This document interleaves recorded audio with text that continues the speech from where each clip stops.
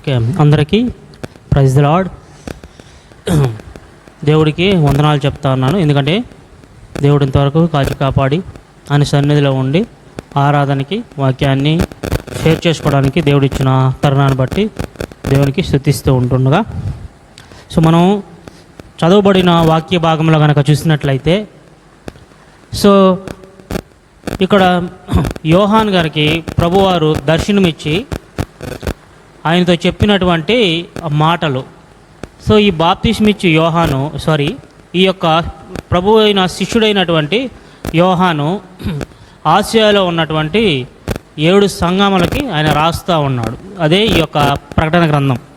So చదవబడిన ప్రకటన గ్రంథం 1వ అధ్యాయం 1 నుంచి 8 వచనాల్లో మన ప్రభు ఎంత గొప్ప దేవుడో మనం అక్కడ చూస్తాం. సో అక్కడ దేవుని యొక్క నామములు, సో క్రీస్తు యొక్క నామములు అని అనొచ్చు అన్నమాట. అవి మనకు అక్కడ చాలా క్లియర్గా కనబడతా ఉన్నాయి. సో మొట్టమొదటిగా మనం చూసినట్లయితే 5వ వచనంలో 4-5 చదువుతాను.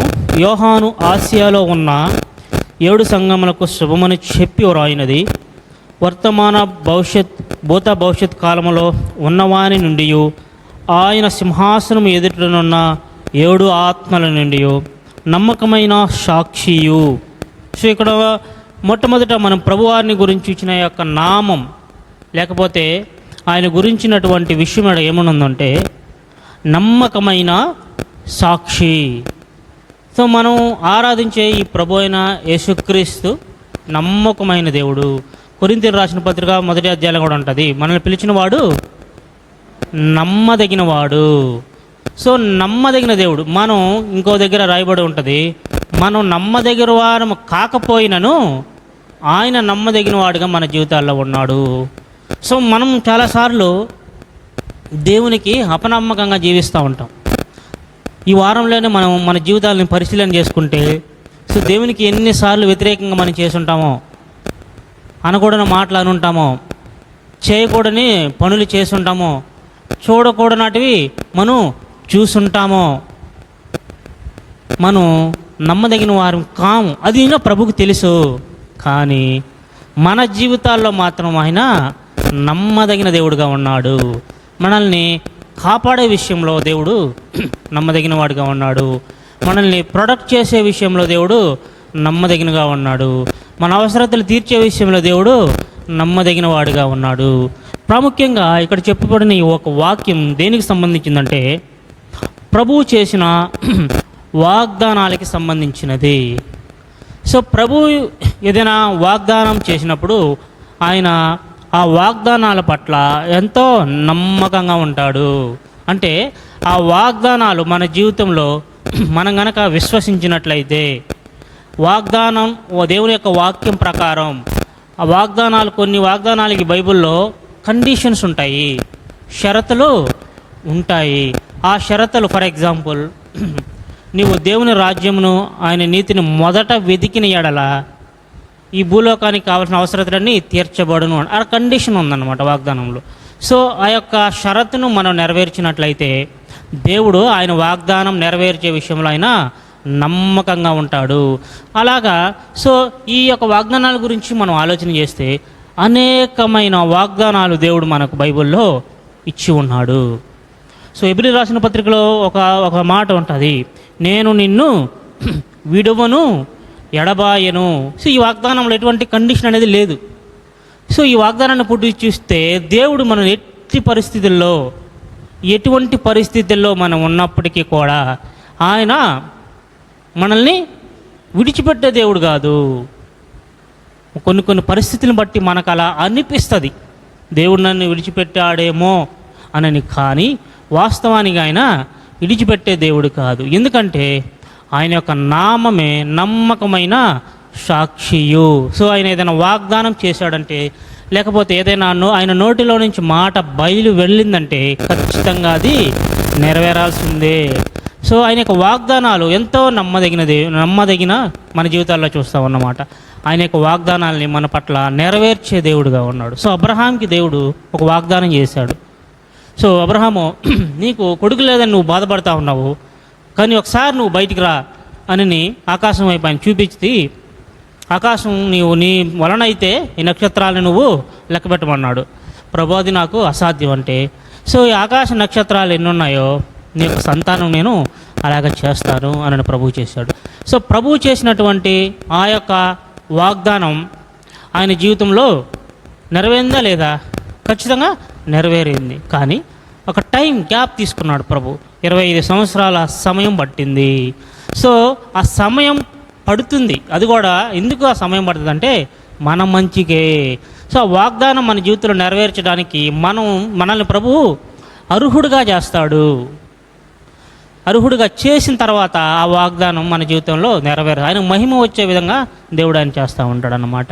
ఇంకా మనం ఇశ్రాయేలీ జీవితాల్లో కనుక మనం చూసినట్లయితే, సో ఇశ్రాయేలీకి ప్రభు వాగ్దానం చేస్తాడు, నేను మిమ్మల్ని ఐగుప్తులో నుంచి నేను బయటికి తీసుకొచ్చి నేను మిమ్మల్ని ఎక్కడ తీసుకెళ్తాను, పాలు తేనెలు ప్రవహించు కనానులోకి నేను ప్రవేశపెడతాను అని వాగ్దానం ఆయన చేసినట్టుగా ఉన్నాడు. అయితే ఆయన చెప్పినట్లుగానే ఆ యొక్క వాగ్దానం వాళ్ళ జీవితాల్లో నెరవేరింది. సో ఆయన చెప్పినట్లుగానే వాళ్ళని ఐగుప్తులో నుంచి దేవుడు బయటికి తీసుకుని వచ్చాడు. అంత మాత్రమే కాదు, కానాన్లోకి ప్రవేశపెట్టాడు. సో ఐగుప్తీయులు ఎలా నశించిపోయారో, ఇశ్రాయేలీయులు ఎలా బయటకు వచ్చారో, ఆ తర్వాత ఇశ్రాయేలీయుల యొక్క జీవిత అనుభవం, లేకపోతే యెహోషువ జీవిత యొక్క అనుభవం ఆయన ఈ విధంగా చెప్తాడు. అది ఒకసారి మనం యెహోషువ గ్రంథం తీద్దాం.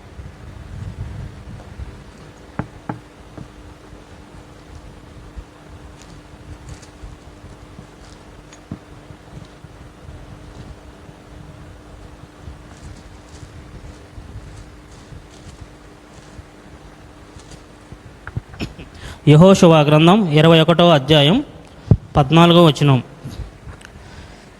యెహోషువ గ్రంథం 21వ అధ్యాయం 44వ వచనం 44లో మనకు కనబడుతుంది. యెహోవా వారి పితరులతో ప్రమాణం చేసిన వాటన్నిటి ప్రకారము అన్ని దిక్కుల యందు వారికి విశ్రాంతి కలగజేసెను. యెహోవా వారి శత్రువులందరినీ వారి చేతికి అప్పగించి ఉండెను గనుక వారిలో నొకడును ఇశ్రాయేలు ఎదుట నిలవలేకపోయెను. యెహోవా ఇశ్రాయేలీలకు సెలవిచ్చిన మాటలన్నిటిలో ఏదియు తప్పి ఉండలేదు, అంతయు నెరవేరును. సో వాళ్ళ జీవితాల్లో దేవుడు చేసిన మాట, లేకపోతే దేవుడు చేసిన వాగ్దానాల్లో ఏది కూడా తప్పి ఉండలేదంట, అంతా నెరవేరింది. అంత గొప్పగా నమ్మకమైన దేవుడిగా వాళ్ళ జీవితాల్లో ప్రభు ఉన్నారు. సో మన జీవితాలకి మనం అప్లై చేసుకుంటే, మనం ఇప్పటి వరకు కూడా మనం ఇలా సజీవంగా ఉన్నామంటే అది కేవలం దేవుని యొక్క నమ్మకత్వమే, మన పట్ల చూపిస్తున్న దేవుని యొక్క కృప, ఆయన నమ్మకత్వమే. ఎందుకంటే మనం చాలాసార్లు దేవునికి అవిధేయంగా మనం జీవించిన వాళ్ళమే. అయినప్పటికీ మన పట్ల ప్రభువు కృప చూపిస్తూ ఉన్నాడు. ఆయన నమ్మకత్వం చూపిస్తున్నాడు గనుకనే మనం ఆయన్ని ఆరాధించాలి, మనం ఆయన్ని స్తుతించాలి. సో దేవుని యొక్క వాగ్దానాలు అవి ఎన్ని అయినా సరే యేసుక్రీస్తులో అవన్నీ కూడా అవునన్నట్టుగానే ఉన్నవి అని మన వాక్యంలో మనం చూస్తూ ఉన్నాం. సో అంత గొప్ప దేవుడు మన జీవితాల్లో దేవుడు సెలవిచ్చిన ప్రతి ఒక్క వాగ్దానాన్ని మన జీవితాల్లో మనం నెరవేర్చుకోవచ్చు. ఎందుకంటే ఆయన నమ్మకమైన దేవుడు, అది ఖచ్చితంగా మన జీవితంలో నెరవేరుతుంది. విశ్వాసంతో మనం దాన్ని స్వతంత్రించుకోవాలి. దేవుడు ఎన్నో మనకు వాగ్దానాలు చేస్తున్నాడు. మీ యొక్క ప్రతి అవసరతను నేను తీరుస్తాను అని చెప్పాడు. ఇంకా మీ యొక్క పాపముల నుండి నేను విడుదల కలిగిస్తాను అని చెప్పాడు. ఇంకా ఎన్నో బైబిల్ మొత్తం చదివితే అనేక వేల వాగ్దానాలు బైబిల్లో ఉన్నాయి. వీటన్నిటిని నెరవేర్చడంలో ఆయన నమ్మకమైన దేవుడుగా ఉన్నాడు. కనుక మనం ఆయన ఆరాధించాలి, మనం ఆయన్ని స్తుతించాలి. ఆ తర్వాత వచ్చిన మనం చూసినట్లయితే దేవుడికి ఉన్నటువంటి ఇంకొక నామం, లేకపోతే ఇంకొక పేరు, అది మళ్ళా మనం ప్రకటన గ్రంథం 1వ అధ్యాయంకి వస్తే 5వ వచనంలోనే,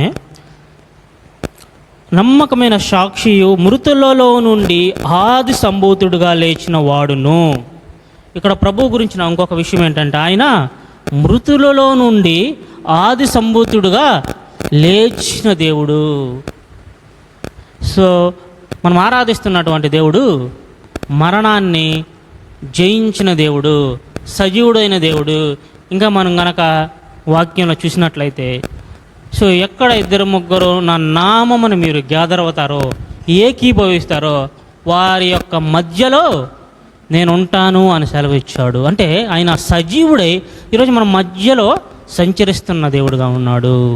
సో మరణాన్ని జయించాడు గనుక మనం ఆయన ఆరాధించాలి, ఆయన స్తుతించాలి. సో మన జీవితాల్లో ఇంకా దేనికి మనం కూడా భయపడాల్సిన అవసరం లేదు. ఎందుకంటే మానవులకి అతిపెద్ద శత్రువు అయినటువంటి మరణాన్ని ప్రభువారు జయించారు. సో మనిషి భయపడేది ఏదైనా జీవితంలో ఉంది అనంటే అది ఖచ్చితంగా మరణానికే. మిగతా భయాలన్నీ కూడా దాని కిందకే వస్తాయి, అంతగా భయపడం. కానీ నేను చంపేస్తాము లేకపోతే నువ్వు చనిపోతావు అంటే విపరీతంగా మనం భయపడిపోతాం. లేకపోతే ఆ ప్రాణాన్ని కాపాడుకోవడానికి మనకు ఉన్నదంతా వెల చెల్లించడానికి కూడా మనం ఇష్టపడతా ఉంటాము. అటువంటి మరణాన్ని ప్రభువారు జయించాడు. కనుక మనం మన జీవితాల్లో ఎటువంటి వ్యాధికి కానీ, ఎటువంటి బాధకు కానీ, లేకపోతే మరణానికి కానీ మనం భయపడని అవసరం లేదు. ఎందుకంటే మన ప్రభు అయిన యేసుక్రీస్తు వారు ఆ యొక్క మన శత్రువు అయినటువంటి మరణాన్ని జయించి ఆయన ఆది సంబుద్ధుడిగా లేచి ఉన్నాడు కనుక మనం ఆయన ఆరాధించాలి, మనం ఆయన్ని స్తుతించాలి. ఆ తర్వాత ప్రభువుకు ఉన్నటువంటి ఇంకొక నామం మనం తర్వాత చూసినట్లయితే భూపతులకు అధిపతినైన యేసుక్రీస్తు నుండి. ఓకే, ఇప్పుడు భూపతులకి యేసుప్రభు వారు ఏమనంట అధిపతి. సో యేసుప్రభు వారు కల్వరి సిలువలో చనిపోయి తిరిగి 3 రోజులు లేచిన తర్వాత 40 రోజులు ఆయన శిష్యులు కనబడినట్టు మనం చూస్తాం. ఆయన తర్వాత ఒలివల కొండ నుంచి ఆరోహణం అయ్యేటప్పుడు వాళ్ళ శిష్యులకి ఒక మాట చెప్తాడు. అదేంటంటే, ఇదిగో యుగ సమాప్తి వరకు నేను మీతో కూడా ఉన్నాను అని చెప్పి దానికంటే ముందుగా నాకు అంటే యేసుక్రీస్తు వారికి భూలోకం మీద పరలోకం మీద అధికారము ఇవ్వబడి ఉంది అని ఉంటుంది. ఆ తర్వాత సామెతలు 21:1 చూస్తే ప్రభువారు రాజు యొక్క హృదయాన్ని నీటి కాలువల వలె త్రిప్పగలిగిన దేవుడుగా ఉన్నాం. సో మనం అటువంటి దేవుడిని మనం ఆరాధిస్తూ ఉన్నాం. ఎందుకంటే ఈరోజు ప్రపంచ దేశాల్లో ఉన్న అధిపతులు ఎంతోమంది ఉన్నారు, ప్రెసిడెంట్లు ఎంతమంది ఉన్నారు, అధ్యక్షులు ఎంతోమంది ఉన్నారు. సో వీళ్ళందరినీ కంట్రోల్ చేస్తున్నది, లేకపోతే వీళ్ళందరినీ నియంత్రిస్తున్నది, లేకపోతే వీళ్ళందరినీ నియమిస్తున్నది కూడా మన ప్రభు అయిన యేసుక్రీస్తు వారే. సో ఇప్పుడు ఇండియాకి ప్రెసిడెంట్ ఎవరు ఉండాలి, లేకపోతే అమెరికాకి ఎవరు ఉండాలి అని మనం చాలా వరి అవుతూ ఉంటాము. అయితే మనకు తెలియాల్సిన విషయం ఏంటంటే ఈ అధిపతులందరికంటే అధిపతిని నువ్వు నేను కలిగి ఉన్నాం, మనం ఆరాధిస్తున్నాం. సో ఆయన నియమిస్తేనే అది జరుగుతుంది, లేకపోతే అది జరగదు. సో బైబిల్లో మనకు చాలా ఉదాహరణలు మనం చూస్తూ ఉంటాము. రాజుల గ్రంథాల్లో కావచ్చు, దానియేలు గ్రంథంలో కావచ్చు, యెహోషువలో కావచ్చు. ఈ గ్రంథాల్లో మనం కనుక చూసినట్లయితే ఇశ్రాయేలీయుల జీవితంలో చూడొచ్చు. సో ఫరోని ఏం చేశాడు, ఆయన జీవితంలో 10 తెగుళ్ళు ఆయన మీదకి తెప్పించి ఆయన భయపడిపోయేదలా చేసి ఇశ్రాయేలీయులను ఐగుప్తుల నుంచి పంపించేలా చేశాడు. ఆయన యొక్క హృదయాన్ని నేనే కఠినపరుస్తా. వాళ్ళు ఎందుకు బయటికి వెళ్ళలేరంటే నేను ఆయన హృదయాన్ని కఠినపరుస్తాను, కఠినపరిచి మీ మధ్య అద్భుత ఆశ్చర్యకార్యాలు చేస్తాను. అప్పుడు నేను సర్వశక్తిమంతుడైన దేవుడని మీరు తెలుసుకుంటారు. అప్పుడు మాత్రమే ఆయన మిమ్మల్ని రిలీజ్ చేస్తాడు అని అంటారు. అక్కడ మనం చూసినట్లయితే ఫరో మీద ఉన్నటువంటి దేవుని యొక్క అధికారాన్ని మనం చూడొచ్చు. ప్రపంచ దేశాలకి అధిపతి అయినటువంటి నెబుకద్నెజర్ని దేవుడు ఏం చేశాడు, ఆయన యొక్క రాజ్యం నుంచి ఆయన దింపేసి ఆయన్ని పశువులో బేసిక్ గడ్డి మేసేలాగా ఆయన చేశాడు. సో ఎన్ని ఒక సందర్భాల్లో మనం చూసినట్లయితే మనం కలిగి ఉన్నటువంటి దేవుడు రాజులకు రాజుగా ఉన్నాడు, భూపతులందరికీ ఆయన అధిపతిగా ఉన్నాడు. ఈ పరిస్థితులన్నిటినీ ఆయన నియంత్రించే దేవుడుగా కూడా మన ప్రభు ఉన్నారు. సో అటువంటి దేవుని మనం కలిగి ఉన్నాం, అటువంటి దేవుని మనం ఆరాధిస్తూ ఉన్నాం, మనం స్తుతిస్తూ ఉన్నాం కనుక ప్రభువారిని మనం ఆరాధించాలి. ఆ తర్వాత కిందలో వచనంలో మనం చూసినట్లయితే తర్వాత ప్రభువారు మన జీవితంలో ఏం చేశారని చూస్తే 6వ వచనంలో ఉంటుంది, మనలను ప్రేమించుచు తన రక్తం వలన మన పాపముల నుండి మనలను విడిపించిన వానికి మహిమయు ప్రభావమును యుగయుగములు కలుగును గాక ఆమేన్ అని యోహాను చెప్తా ఉన్నాడు. ఇక్కడ మనం చూసినట్లయితే సో ప్రభువారు మనల్ని ప్రేమించి ఆయన యొక్క రక్తం వల్ల, ఇదంతా మనకు బాగా తెలిసిన విషయాలు, ఎందుకంటే ఆయన యొక్క రక్తం వలన మనకు పాప క్షమాపణ కలిగింది. ఎందుకంటే రక్త ప్రోక్షణ లేకుండా పాప క్షమాపణ అనేది జరగదు, అది ఇంపాసిబుల్. సో ఈ యొక్క మనుషులందరూ మన యొక్క పాపాలందరినీ క్షమించాలి అని అంటే సో స్వయంగా యేసుక్రీస్తు వారే ఆయన యొక్క రక్తాన్ని ఇవ్వాల్సి వచ్చింది. ఆయన యొక్క రక్తాన్ని మనకు ఇచ్చాడు. అక్కడ క్షమించలేదు అని లేదు, కానీ ఆయన ఏమనుందంటే వాళ్ళ యొక్క పాపము నుండి మనల్ని విడిపించడానికి ప్రభువారు వచ్చినట్టుగా మనం చూస్తాం. సో మన యొక్క పాపాల నుంచి మనకు విడుదలనిచ్చే దేవుడుగా ఉన్నాడు. సో ఈ విషయాన్ని మనం కనుక చూసినట్లయితే పాపములకి క్షమాపణ వేరు, పాపముల నుండి విడిపించుట వేరు. సో పాప క్షమాపణ జరిగిన తర్వాత దేవుడు మనల్ని ఆ పాపాన్ని నుంచి విడిపించే దేవుడుగా కూడా ఉన్నాడు. ఏంటి పాపం అంటే? మన జీవితాల్లో మనం చూసినట్లయితే దేవుని యొక్క వాక్యానికి మనం అవిధేయతంగా వెళ్ళినప్పుడు, దేవుని యొక్క వాక్యంలో ఎలా ఉందో అలా మనం జీవించలేనప్పుడు అదంతా పాపమే. సో ఆయనకి ఇష్టానుసారంగా మనం జీవించకుండా ఉంటే అదంతా పాపమే. అయితే దేవుడు చెప్తున్నాడు, ఈ పాపం నుంచి మనల్ని ఆయన విడిపించే దేవుడు అంట. అంటే మన యొక్క లస్ట్ నుంచి విడిపించే దేవుడుగా ఉన్నాడు. మన యొక్క అడిక్షన్స్ నుంచి దేవుడు మనల్ని విడిపించే దేవుడుగా. ఇంకా మనం బైబిల్లో చూసినట్లయితే సో పాపులుగా ఉన్న మనల్ని ఆయన ఎలా మారుస్తున్నాడంటే పరిశుద్ధులుగా మారుస్తూ ఉన్నాడు. సో ఈ పరిశుద్ధులుగా మారడం అంటే ఇంటర్నల్గా పరిశుద్ధంగా దేవుడు చేస్తూ ఉన్నాడు మనల్ని. హృదయంలో నుంచి మనల్ని దేవుడు పరిశుద్ధులుగా చేస్తూ ఉన్నాడు. అది ఇయర్ బై ఇయర్ ప్రాసెస్ జరుగుతూనే ఉంటుంది అన్నమాట. సో మన పాపాలకి క్షమాపణ అంటే ఆయన రక్తం, మనల్ని ప్రేమించి ప్రభు ఆయన రక్తాన్ని మన కోసం ఇచ్చారు. కలువరి శిలువలో ఆయన రక్తాన్ని మన కోసం ధారపోసినప్పుడు మన పాపములకు క్షమాపణ జరిగింది. అట్ ద సేమ్ టైం మన పాపముల నుంచి మనం విమోచన కూడా జరిగినది. కనుక మనం ప్రభువుని ఆయన్ని ఆరాధించాలి, ఆయన స్తుతించాలి. ఆ తర్వాత వచనంలో మనం చూసినట్లయితే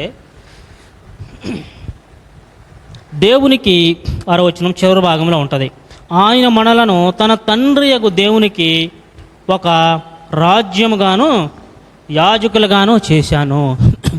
సో ఈ విషయాన్ని కనుక మనం చూసినట్లయితే ఈరోజు దేవుడు మనల్ని అంటే ఆయన యందు విశ్వాసం ఉంచిన వాళ్ళని, ఎవరైతే మారు మనసు పొంది బోర్న్ అగైన్ నిజంగా తిరిగి జన్మించి ఉంటారో దేవుడు ఎలా చేశాడంటే మనల్ని ఆయనకు ఒక రాజ్యంగా చేశాడు. రెండోది ఒక యాజకులుగా చేశాడు.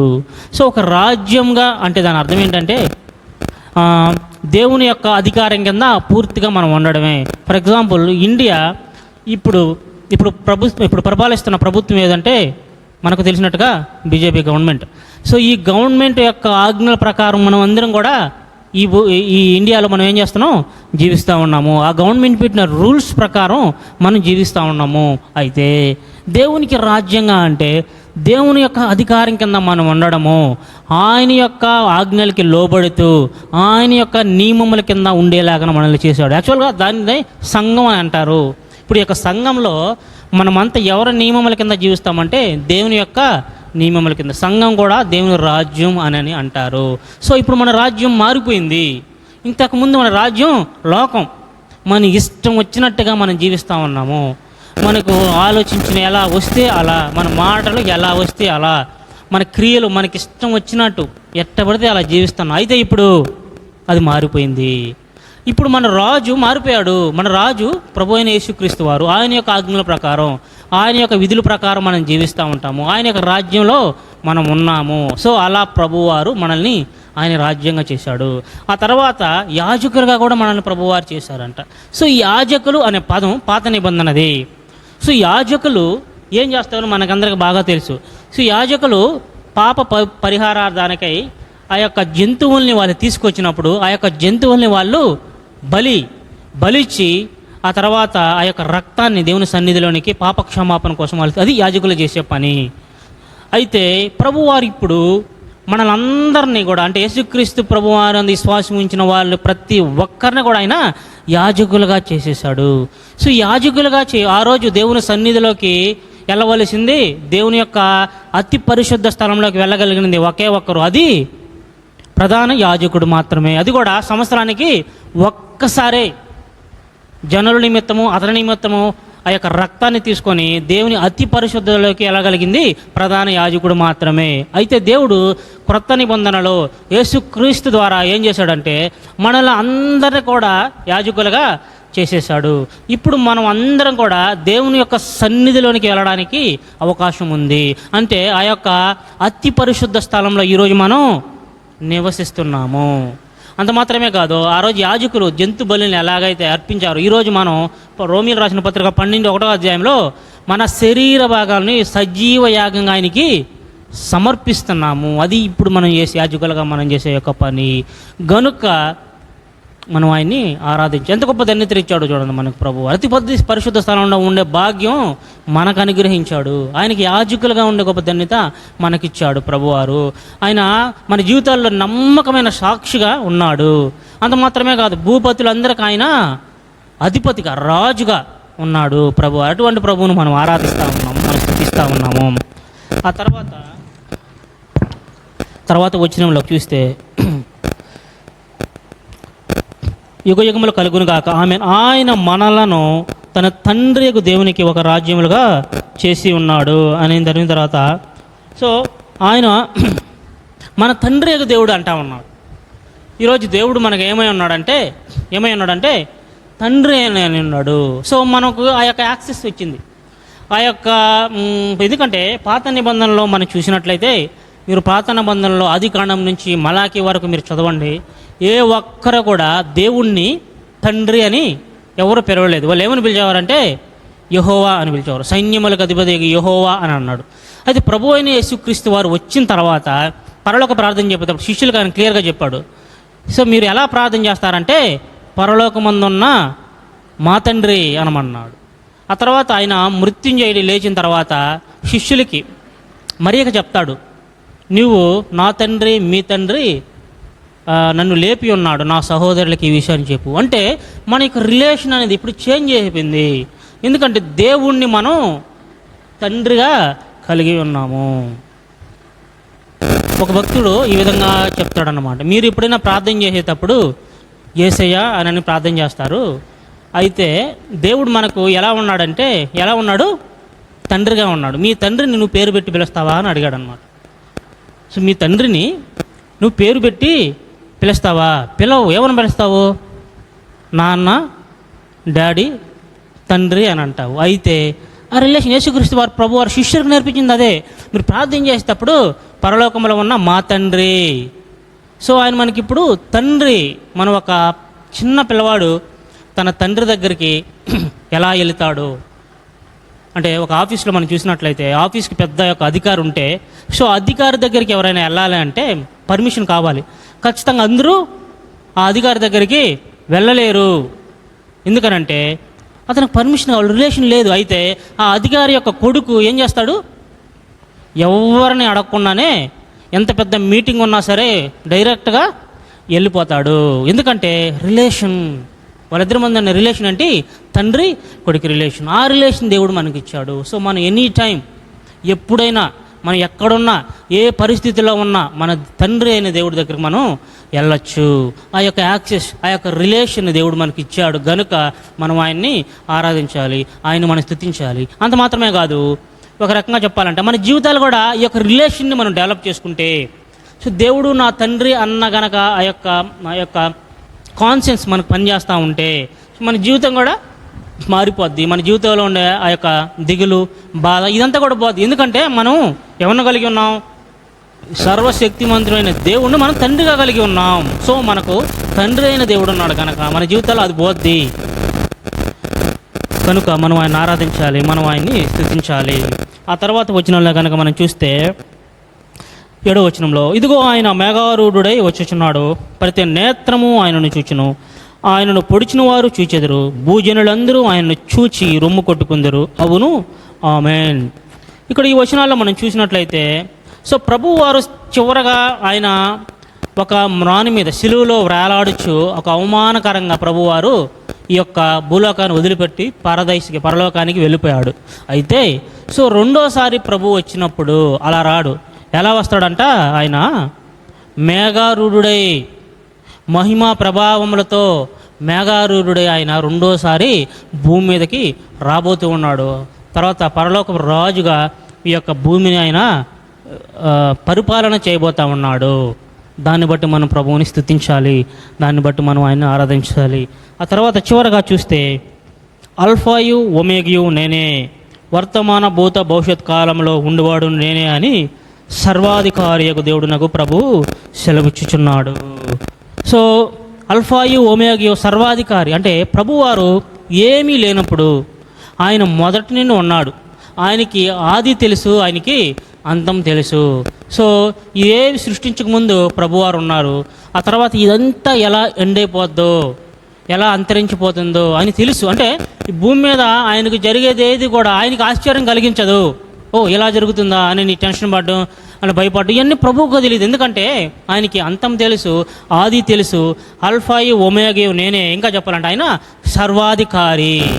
ఆయన యొక్క పవర్, ఆయన యొక్క శక్తి గురించి అక్కడ మనం చూస్తూ ఉంటాం. అంటే ఎంత గొప్ప దేవుణ్ణి మనం కలిగి ఉన్నామో, ఎంత గొప్ప దేవుణ్ణి మనం ఆరాధిస్తూ ఉన్నామో మనం చూస్తూ ఉన్నాం. సో ఈ చూసినటువంటి యాభై భాగాల్లో మనం 7 విషయాల్ని మనం చూసినట్టుగా మనం చూస్తాం. 7 విషయాల్లో కనుక మనం నిజంగా ప్రభువారిని చూసినట్లయితే మనం ఆయన్ని మన జీవితాల్లో నిజంగా ఆరాధిస్తాం. అది ప్రభు యొక్క వాగ్దానాలు సంపూర్ణంగా ఆయన నెరవేర్చే జీవితంలో నమ్మకమైన సాక్షిగా మన పట్ల ఆయన ఉన్నాడు, మన పట్ల నమ్మకంగా ఉన్నాడు. ఆ తర్వాత మనుషుల యొక్క మన యొక్క అతిపెద్ద శత్రువు అయిన మరణం ఆయన జయించి ఉన్నాడు. పరలోకంలో భూలోకంలో ఈ మనుషుల మీద, ఈవెంట్స్ మీద, సిచ్యువేషన్స్ మీద, భూమి మీద, పరలోకంలో ఆయనకి అధికారం కలిగి ఉంది. సో ఆయన అనుమతి లేనిదే ఏది భూమి మీద జరగదు. ఆ తర్వాత మన ఎడల ఆయనకున్న ప్రేమ, నిత్యమైన ప్రేమతో ప్రభువారు మనల్ని పాపం నిమిత్తం రక్షించాడు, విడిపించాడు, పాప క్షమాపణ కలిగించాడు. ఆ తర్వాత మనల్ని ఆయన తండ్రికి రాజ్యంగా, యాజకులుగా ప్రభు మనల్ని చేశాడు. ఆ తర్వాత భూమిపై తన రాజ్యాన్ని ఆయన స్థాపించడానికి రెండోసారి ప్రభువారు ఆకాశంలో మేఘారూఢుడై ప్రభువారు రాబోతూ ఉన్నాడు. సో మనం కలిగి ఉన్న దేవుడు ఎంత గొప్ప దేవుడు మనం చూసినట్లయితే ప్రభువాన్ని మనం హృదయపూర్వకంగా ఆరాధించాలి. దేవుడి యొక్క వాక్యాన్ని దీవించును గాక. ఆమేన్.